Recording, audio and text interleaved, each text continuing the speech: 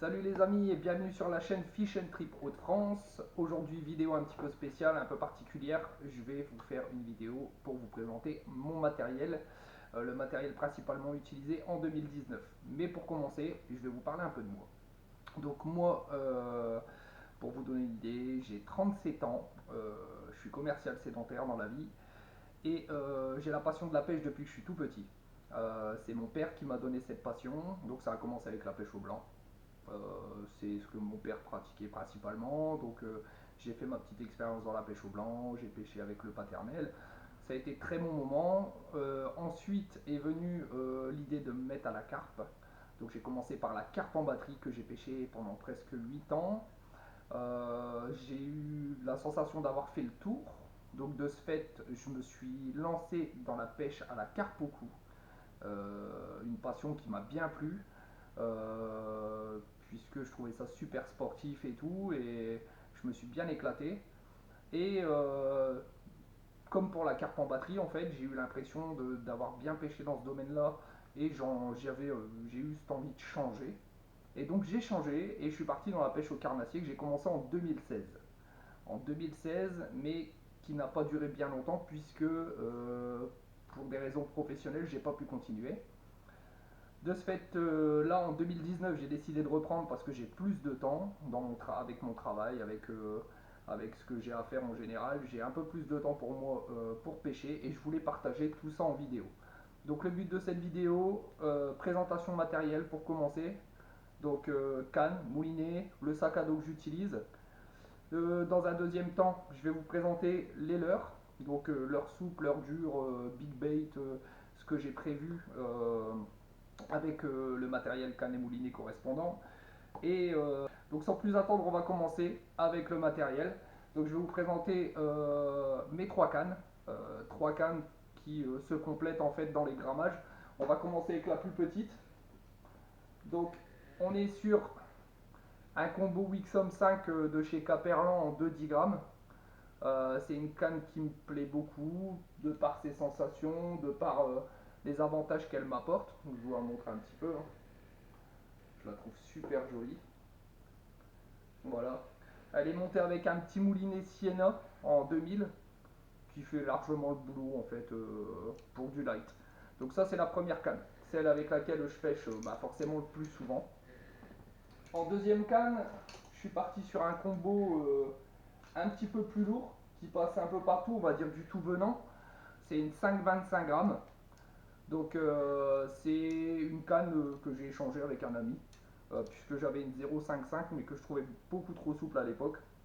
Donc là, une 5,25 grammes NGT, donc montée avec un moulinet, c'est un Shimano Sedona, celui-ci, en 2500 3000 je crois. Donc une canne en 5,25. C'est une bonne canne parce qu'elle me permet de lancer des petits leurres, donc 5-7 grammes sans aucun souci. Et derrière, je peux passer sur du bien plus lourd, puisqu'elle a une puissance jusqu'à 25 grammes et je pense même que je peux la pousser parfois jusqu'à 30. Mais voilà, si je décide de partir au tout venant, perche, petit brochet, tout ça, c'est une canne qui fera très bien le boulot en fait. Donc une bonne canne dans l'ensemble. Et enfin, pour finir, donc là ma toute nouvelle acquisition, donc une Savage MPP2 en 100 grammes. Donc ça c'est la canne que je vais sortir après le mois de septembre pour partir pêcher au big bait. Donc j'ai pas encore le moulinet qui va avec. Je voulais adapter un de mes anciens moulinets à carpe. Malheureusement ça passe pas. Donc je vais partir plus sur un moulinet plus typé carnassier de ce fait, ce qui sera pas plus mal dans un sens. Donc ça va pas tarder. Mais j'en ai entendu du grand bien de cette canne et j'ai vraiment vraiment hâte de pouvoir l'utiliser avec les big baits que je vais vous présenter à l'issue. Donc concernant maintenant les leurres, enfin je vais peut-être vous parler un petit peu des fils avant. Donc je suis en 8 centièmes hein, sur la light, je suis en 13 centièmes sur la 5,25 et en revanche je vais monter un peu plus lourd. Je me suis pris une 8 brin Caperlan en 25 centièmes pour la big bait. J'espère que ça suffira, je sais pas du tout, j'ai pas encore d'expérience en big bait. Après au magasin ils m'ont dit que ça devrait largement suffire. Donc je suis parti ouais, sur une 8 brinques à perlan orange, histoire que ça donne un petit, ça ait un peu de gueule avec la canne, et sachant que bah, je trouve que les 13 voyantes c'est un peu plus pratique aussi quand on a des sessions avec pas mal de vent. Là je suis en tresse un peu grise sur les deux autres moulins, et franchement quand il y a du vent tout ça et que c'est sombre, on a du mal à voir sa tresse. Donc une petite tresse orange ça va pouvoir faire le boulot je pense. Donc concernant les leurres, donc là on est parti, donc là il y a un panel de malades. Je vais commencer par tout ce qui est leurre souple, parce qu'en 2016, vu qu'il y avait le matos à acheter, il y avait tout ça à l'époque, j'étais parti sur du leurre AliExpress. J'avais entendu parler de ça. J'avais entendu parler de ça, donc le petit leurre AliExpress, les petits leurres AliExpress en souple, j'avais commencé là-dessus. Donc je vais vous en présenter quelques-uns. Vous allez voir, tac, voilà, des petits leurres Ali qui font quand même le boulot, on va pas se mentir, même pour du leurre souple. Là c'est la même version, donc dans une autre coloris. Donc j'en ai vraiment beaucoup, beaucoup, beaucoup. Parce qu'au prix que je payais ça, c'était vraiment pas cher. Et donc je vais pas vous mentir que je suis assez blindé. Regardez, ceux-là. Bon là c'est pas du AliExpress mais c'est voilà les Heinz qui sont plutôt pas mal. Et on en a encore. Donc dans toutes les coloris, du chat, du grub, j'en ai vraiment, je sais plus quoi en faire en fait. J'en ai tellement, j'en utilise très peu parce que j'ai des préférences quand même pour les leurres dures. Mais parfois le souple, ben faut s'y mettre. Regardez-moi ça. Donc voilà. On en a beaucoup, je vais pas tous vous les montrer, il y en a vraiment beaucoup, je dois avoir une trentaine de sachets faciles. Euh, donc cela c'est pour les 2 pouces. Et pour vous dire, bah, c'est la même chose, j'ai du 3 pouces, je vais vous les montrer.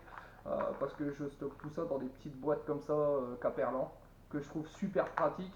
Elles s'ouvrent de deux côtés, donc hop, regardez, donc bon, on va pas se mentir, hein, c'est des copies de leurs connus pour la plupart. Bon, moi j'ai acheté ça à l'époque, j'avais besoin de l'heure, donc là on a une copie des Heinz. Voilà, mais c'est quand même vachement souple. Ça reste des leurres qui font le boulot quand même quand il faut un leurre qui fait le boulot. Après, en leurre souple, j'utilise aussi les nouveaux Decathlon là. Donc ceux-là, donc je les trouve super sympas en coloris naturel et en Fire Tiger. Ils ont une bonne souplesse, ils travaillent bien dans l'eau. Franchement, ceux-là, je les recommande. À ceux qui aiment bien pêcher au souple, ça reste de très bons leurres. Après, on a quoi d'autre? Ben, ça, il y a la coloris Fire Tiger de chez Decathlon, tu vois. Voilà, un beau petit leurre souple. Franchement, ça travaille bien. Ça travaille bien, il n'y a vraiment rien à dire. Après, j'ai des leurres comme ceci. Donc ça, c'est pour le souple. Le souple, je le sors vraiment quand c'est super difficile. Comme je vous dis, moi, j'ai une préférence pour tout ce qui est leurre dure. Donc, je vais vous en montrer quelques-uns. On va commencer avec quelques acquisitions que j'ai faites qui sont bien sympas. Hop, si j'arrive à les décrocher. Bon, c'est pas grave. Voilà. Là, on a deux belles lames vibrantes.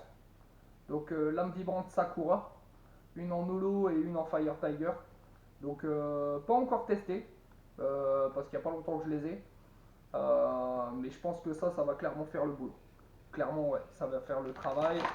Et avec ça, j'ai des bonbons à perche de ce style-là. Donc voilà, bonbons à perche, hameçon simple. Peut-être un peu trop léger ceux-là, un tout petit peu trop léger, mais plutôt sympa. Par contre, ceux-là, je crois que c'est des bonbons à perche AliExpress. Si je ne m'abuse, je crois que c'est de l'AliExpress. Je ne peux pas vous confirmer à 200%. Ensuite, on a d'autres styles de bonbons à perche. Pareil, un peu trop léger à mon goût. Avec une flambée plus lourde, ça aurait été plus intéressant. Donc ça, c'est des bonbons à perche, je sais plus qui les fait, mais ils sont superbes. C'est des bonbons à perche qui font office de lame vibrante. Je sais plus quelle marque, c'est du 3 grammes, c'est quand même une marque connue. Mais sympa, sympa ceux-là. Mais c'est vrai qu'ils sont un chouï trop légers. Et après en bonbons à perche, je vais essayer de vous en montrer un ou deux. s'ils veulent bien se décrocher. Voilà, on a ça. Donc ça c'est pareil, c'est des bonbons à perche AliExpress. J'ai dû les payer 80 centimes pièce. Ça fait le boulot en fait sur la perche. Quoique, comme je disais, un peu trop léger, j'aurais préféré partir sur des bonbons comme ça, plus en 12 ou 14 grammes ou quelque chose dans le genre, ça aurait pu être bien plus sympa. Après, toujours sur les leurres dures en valeur sûre, on a des petits spinners comme ça, Sakura, avec un trailer. Donc ça marche du tonnerre, ça sur le petit broc, sur la perche. Franchement, ça fait bien le boulot. Et ils sont légers, je peux les passer sur la 2.10, je peux les passer sur la 5.25. Voilà, c'est voilà, des spinnerbaits Sakura, ils sont super jolis, ils sont plutôt bien faits. Après, on a un biwa, un petit divinator. Donc, ça, pareil, ça c'est la même chose sur la perche, ça fait un carton, le petit broc. Je veux dire, ça passe partout. Bon, c'est pour les leurres à palette, hein. Les leurres à palette, c'est quelque chose que j'apprécie aussi. Donc, tout ça, c'est des leurres dures que j'apprécie particulièrement. Ensuite, on a quoi? On a des petits leurres durs D4 comme ça. Des poissons nageurs à toute petite bavette. Bon, ça plonge pas très profond, mais les leurres un peu bouboules comme ça, il y a des moments, ça fait réagir le poisson. On a encore un petit spinner là. Celui-là, c'est un décathlon si je ne m'abuse. Il est relativement léger aussi. Voilà, petit spinner comme ça. Ça fait le taf. Ensuite, en AliExpress, alors ceux-là, je les adore. C'est vraiment le truc que ça, j'hésiterai pas à recommander sur AliExpress. Si j'arrive à le sortir aussi. Juste deux petites secondes. Hop. Parce que j'ai été emmêler ça avec un montage drop. Voilà. On y est presque. Alors ça, c'est des micro spinners. Ça rend la perche complètement folle. Ça marche pas à chaque fois, mais quand ça marche, ça marche vraiment pas qu'un peu. Ces petits micro spinners là, c'est pareil, ça m'a coûté 80 centimes. Franchement, ils sont du tonnerre ces micro spins. Vraiment du tonnerre. Ensuite, mes leurs favoris de chez Caperlan. Les Barnes. Donc là, c'est un coloris perche. C'est pas celui que j'utilise le plus. Alors, j'adore les crankbaits. Dans l'animation, les animations des cranks, tout ça, c'est un truc que je trouve que ça active le poisson un maximum. Mes coloris favoris, le couleur ablette et le couleur Véron. Bien celui-là, c'est impressionnant. En mettant des grandes tirées dessus, la canne elle le sent passer. Et il est tout simplement magnifique. J'ai déjà fait de la perche avec celui-ci. Ensuite, on a hop, un stick bait un peu plus gros aussi par rapport à tout à l'heure. Bruiteur. Bah voilà, c'est un stick bait quoi. Quand on veut se faire plaisir en pêche de surface, c'est génial. Là, c'est du Caperlan aussi. J'ai rien à reprocher au leurre Caperlan, donc tout clairement, au rapport qualité-prix que ça apporte ces leurres-là, bah, ça me va très bien. Plutôt que de dépenser des sommes mirobolantes dans les leurres. Après, en plus conséquent, du poisson nageur. Ça, c'est pareil, je l'avais acheté en 2016. C'était Caperlan qui le faisait, c'était en promo. Enfin, un poisson nageur, un leurre articulé, pardon. Donc voilà, ceux-là, j'ai déjà fait du brochet avec. Je l'ai en deux coloris. Hop, coloris gardon. Ah, c'est super souple, c'est dans l'eau, ça nage en S, c'est magnifique. Ensuite, on a, alors ça, c'est du Storm. Alors ça, j'en ai déjà perdu deux des comme ça. Donc bon leurre, avec une petite palette, ça nage à 50 cm sous l'eau. Ça peut déclencher des perches, du broc, mais surtout du broc. Alors les leurres dont je vous parlais, Caperlan, avec deux palettes. Donc un type divinator en fait, ça marche vraiment bien. Ça marche bien, j'ai déjà fait du brochet avec. Franchement, aucun souci. Je les ai en plusieurs coloris ceux-là. Enfin, je crois qu'il m'en reste plus qu'un ou deux à tout casser. Qu'est-ce qu'on a d'autre? On a du popper, popper Caperlan, du crankbait qui plonge à 2,50 m, 3 m. Pareil, en grand gamme, ça peut aider parfois. Je l'ai en 3 coloris celui-ci. Donc voilà, ça c'est à peu près tout pour les leurres dures et en général compatible avec la 5,25. Bon, la boîte elle s'est déboîtée, on verra ça après. Ensuite, qu'est-ce que j'ai d'autre? Attendez que je vous montre un peu tout ça. J'ai encore ça, des leurres souples plombées de chez Storm. Petit cadeau du frangin. Il a retrouvé ça dans une de ses boîtes et il pêchait plus avec. Et enfin, on va passer au plus sérieux. Forcément, avec la canne Big Bait offerte par ma femme, elle a pensé à m'offrir les leurres qui allaient avec. Et là, franchement, les gars, c'est du lourd. J'ai vraiment hâte de les tester. Ça commence avec le Line Trout. C'est le plus gros que j'ai, il fait presque ses 100 grammes. L'heure qui est déjà armé, c'est un monstre. Franchement, je flippe déjà rien que de penser à le lancer celui-là avec la canne. Euh, bon, ça ressemble à une truite, mais ça fait penser aussi. Bon, voilà, c'est du coloris naturel quoi. Je pense que ça peut être super sympa. Ensuite, ce sera mon préféré. Ce sera le Trout Spin Shad en 4D. Alors celui-là, il est tout simplement magnifique. Ça va être mon préféré, c'est sûr d'avance, parce que j'adore tout ce qui a un style un peu divinator avec une palette au cul. Je trouve que ça, le poisson, ça peut le déclencher avec les vibrations. Donc vraiment bien, bien. Ensuite, on a du brochet comme ça. Donc ça, c'est les 3D. Ouais, c'est ça, c'est le Hybrid Pike. Toujours de ces Savage, avec une queue shad et une queue grub. Bon, la queue de rechange, c'est cool et ça peut aussi faire la différence. Les vibrations sont pas les mêmes. Il est vraiment sympa celui-là. Après, on a un pike un peu plus style Fire Tiger. Pareil, donc c'est le pike shad. Donc un gros shadow d'herche. Celui-là, à mon avis, ça va bouger de l'eau. Donc, hâte de voir aussi. Ah oui, il y a ces petits leurres-là que je vous ai pas montré. Des finesses de chez Berkeley. Il n'y a pas longtemps que je les utilise. Pareil, c'est le frangin qui me les a donnés. Je pêchais pas beaucoup aux finesses. Et en drop, une tuerie. Une tuerie, c'est l'heure là parce que j'ai fait du beau fish avec. Et enfin, le cadeau du poteau. Et ça, c'était un cadeau c'était quelque chose que je voulais absolument. Que j'ai testé qu'une fois, mais au premier lancer j'ai fait une perche et à mon avis j'ai pas encore testé sur le brochet, mais ça va être sympa. Donc voilà, des Whopper Plopper en coloris naturel avec un effet holo dessus et un Fire Tiger.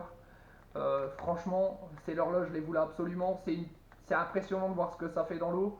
Comme je vous dis, j'ai fait remonter une perche parce que j'avais testé sur une session et la session a été triste de chez triste. Mais ça m'a fait remonter une perche. Donc vraiment deux très bons leurres. Donc chez Savage aussi cela. Mais encore une fois c'est un cadeau. En indispensable. Et je pense que ça je le conseille à tout le monde. Des gants. Donc c'est du Savage Gear avec un revêtement Kevlar